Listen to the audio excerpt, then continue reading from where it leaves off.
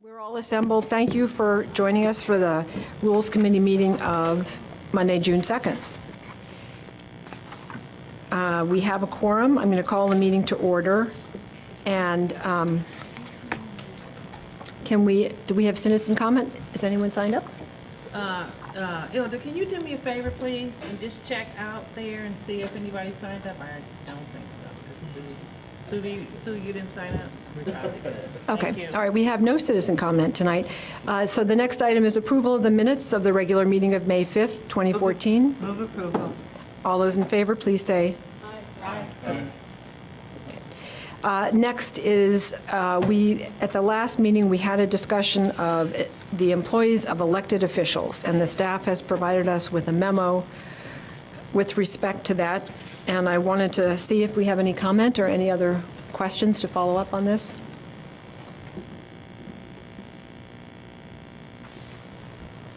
Alderman Rainey, I'm sorry. Madam Chair, have we ever received information about the historical practice in Evanston? In all my years, I don't ever remember the clerk's office having people not hired by Human Resources Department.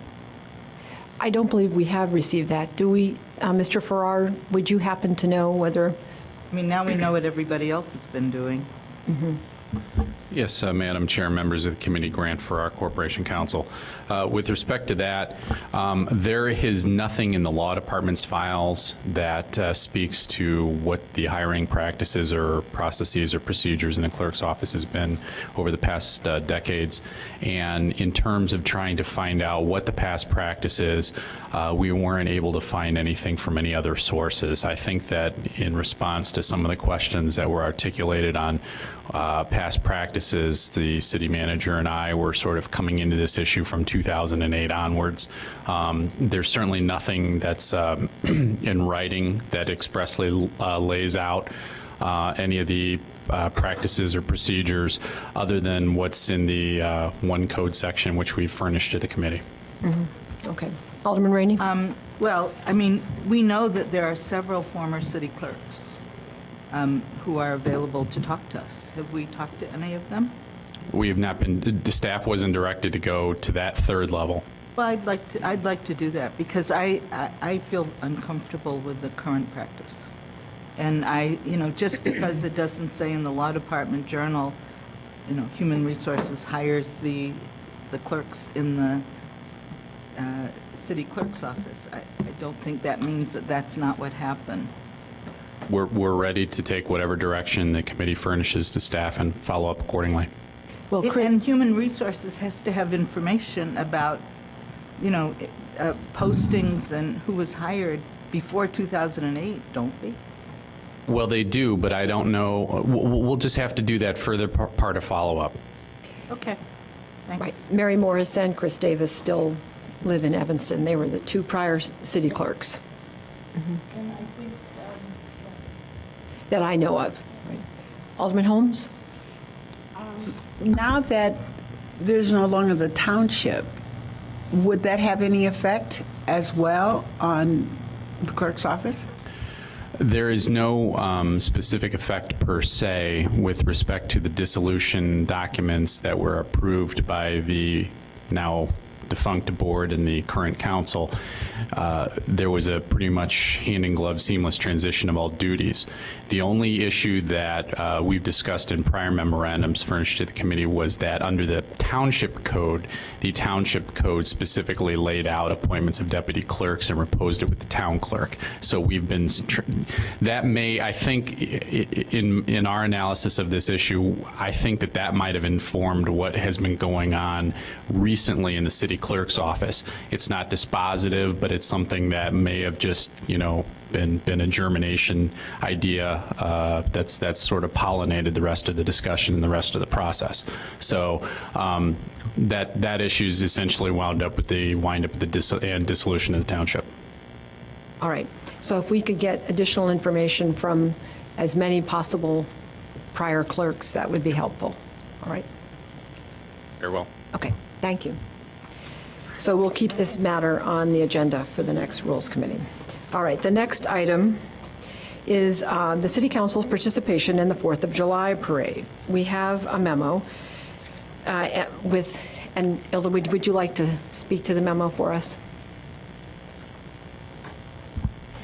Good evening, Mayor, Chairman Nguyen, and members of the Rules Committee. Ilda Capricioso, Assistant to the City Manager. In your packets, a memo that just discusses briefly your options or 2 potential options for your commute to throughout the 4th of July parade. And the 4th of July Parade Association reached out to us, and you should either have received a letter or will be receiving a letter in the mail regarding this information. But we are going to be, the City Manager's office is going to be coordinating the communication with the association to make sure we have you placed in a particular spot in the parade and have transportation available for you. So there's some information in the memo that just kind of discusses what are the 2 options that we could utilize this year, and that is ultimately up to you guys how you wanna be in the parade. So.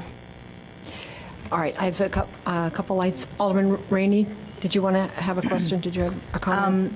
First of all, I received no letter, and I was thinking that it was a little late this year not to have received one. But that's one thing.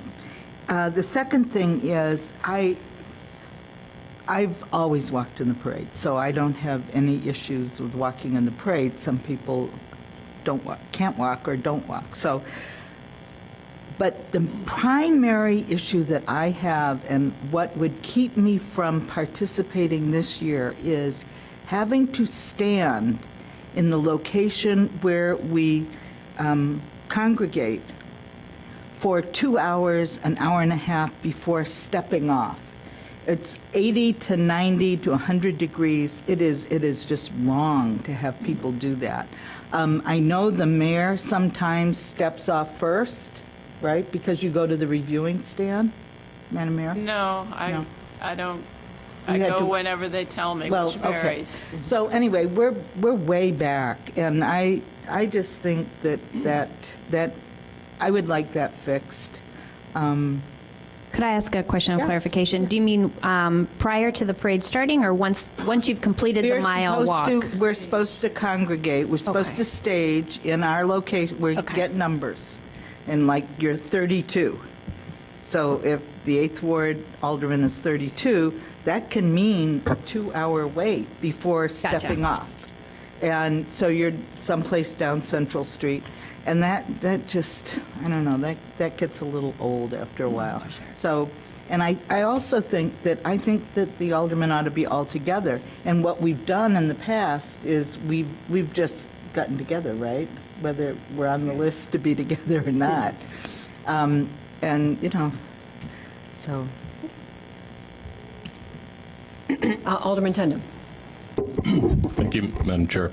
I think we've been in various positions, but we were at the tail end last year because I think they felt we should be with the other elected officials or candidates, and there's no need for that. They're there because they want to be last. They want to do other parades and arrive late or as late as they can to participate. So that's good for them, but for us, being at the end means we never see the parade. I don't need to be on the reviewing stand, but I would like to see people in this community in the parade and what they're doing, who they're out for, and enjoy it. I mean, I think it's important that we actually see what's going on. So I think it's very important that we be up front for no reason like prestige or anything, just because it's a good place to then be able to turn around, walk back, and see the parade. Any other comments? All right. Alderman Grover? All I know is that it's more fun to do it with you all. It was a lot more fun last year to do it with you all together, so. With regard to the specific options that were laid out in the memo, is there a preference leaning to either using the snowplows option and/or more sustainable electric vehicles and/or bicycles, tandem bicycles, and things like that? Alderman Wilson? I'd like to walk. Sorry. That's okay. Alderman Wilson? I'm going to pull Alderman Tandem behind my bike. Sort of like this. You're right. I'm going to drive It that could be a rickshaw. mixture of both. I mean, Yeah. Yeah. So however I works think best. that I think we'll do the multi-modes, it sounds like. Yeah, I think the sustainability method is the most favored. Alderman Rainey? Minus the snow plows. Yeah, I think that, there's really no useful argument for putting diesel particulate matter in the air, right, when we don't need to. One thing that I did like that you had is the quad cycle, which is the featured vehicle in Bike the Ridge. Right. And so if we could get a two-seater, I would definitely drive that. And Alderman Rainey has offered to drive Alderman Holmes. Yeah, if she wants to. But it'd have to be a two-seater, not the one-seater that you're showing there. Okay. Get them for Bike and Roll Chicago. Yeah. Okay. Okay, great.